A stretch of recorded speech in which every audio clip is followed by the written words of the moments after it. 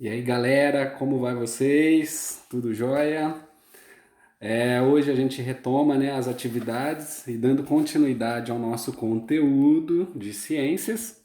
A aula de hoje ela é referente ao capítulo 3 e ela vai tratar das características entre o estudo da termodinâmica, fotossíntese e respiração. Então esse vai ser o foco fundamental da aula de hoje, tá? Essa aula eu vou fazer ela em duas partes para não ficar muito grande o vídeo e também para facilitar o estudo na hora que vocês estiverem em casa, beleza?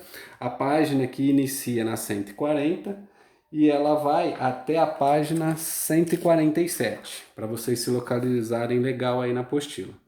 Beleza? Vamos lá. Bom, a gente, dentro da termodinâmica, se estuda a questão de energia, trabalho e etc.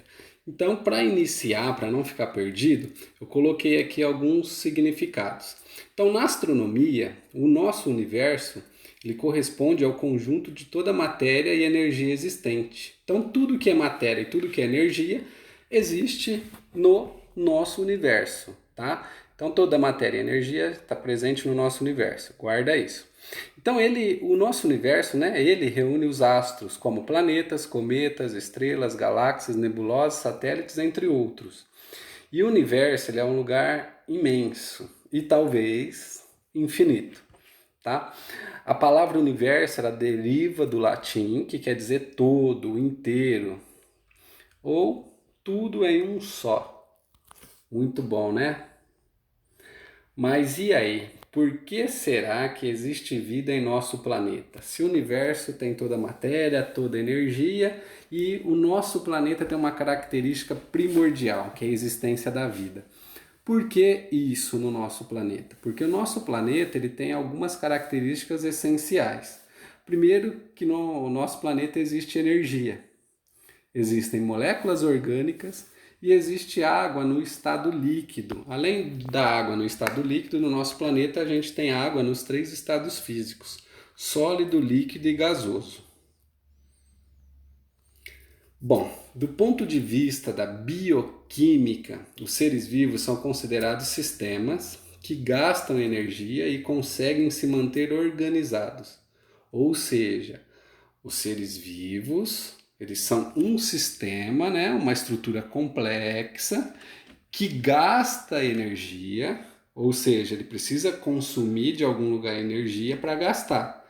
E por que ele consome energia e gasta? Para ele se manter organizado. Ah, mas como? Vamos lá. A gente tem um organismo, por exemplo, esse lobo-guará. Mas o que é o lobo-guará? O que é o ser humano? O que são outros seres vivos? Então a gente começa lá do primeiro ponto, o átomo.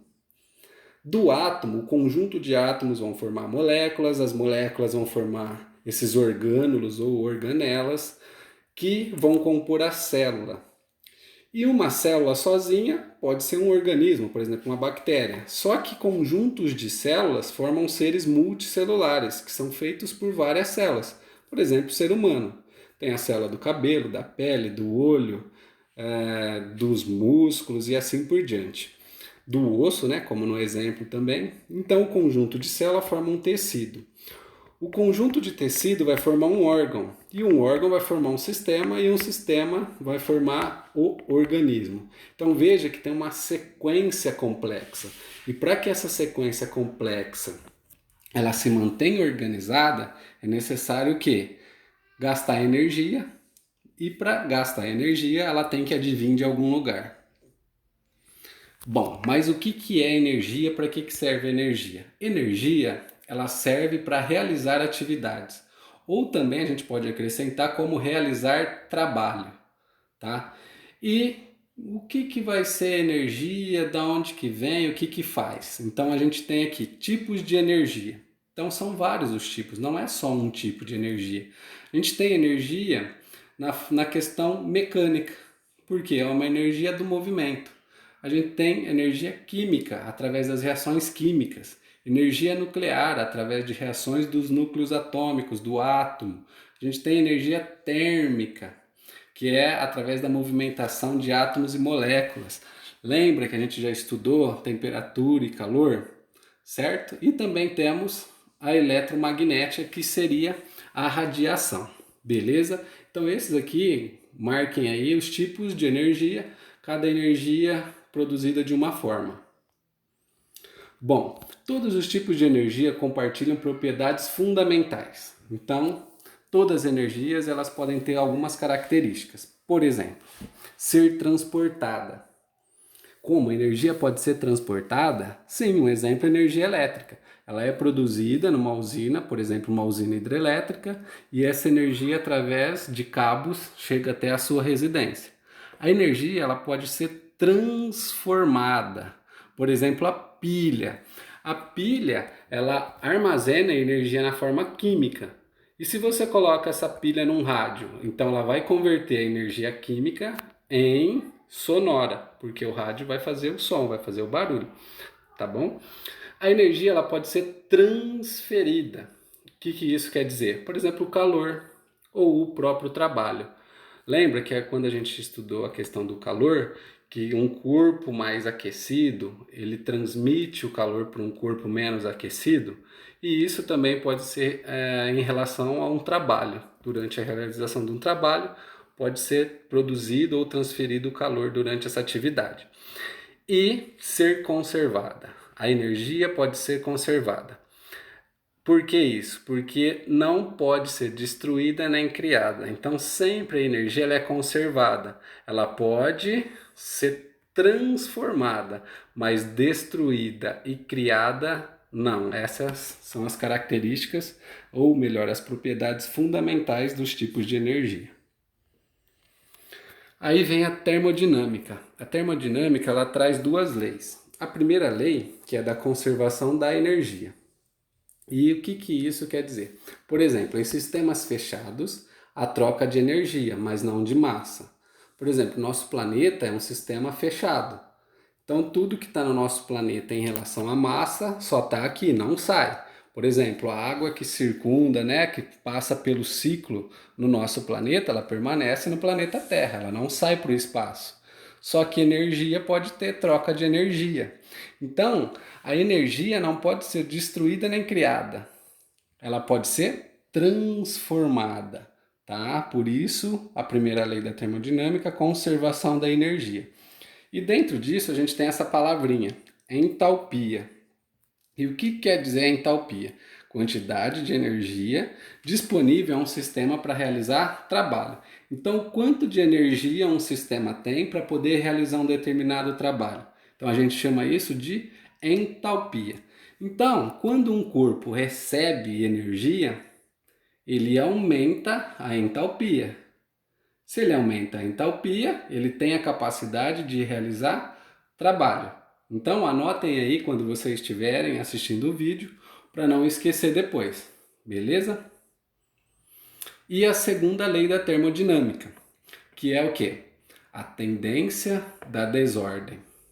A energia flui naturalmente de um corpo mais quente para um corpo mais frio. Lembra da condução térmica?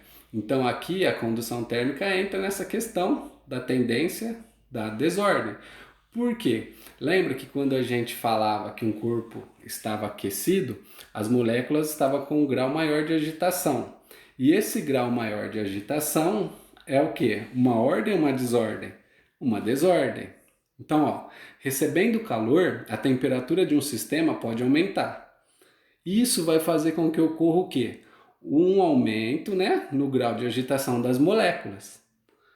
Se as moléculas estão em agitação, dizemos que o sistema está desorganizado. Quanto menos agitação, digamos, mais organizado. Quanto mais agitado, mais desorganizado. Então, quanto maior a desordem de um sistema, maior a entalpia. Então, quanto mais desordem um sistema tem, maior a energia para ele desenvolver algum trabalho. Porque lembra que a entalpia é a energia que tem para desenvolvimento de um trabalho. Então, quanto maior a desordem de um sistema, maior a entalpia, consequentemente, maior a capacidade de realizar um trabalho. Agora aqui, usando o exemplo da máquina térmica, talvez isso fica mais fácil. Por quê?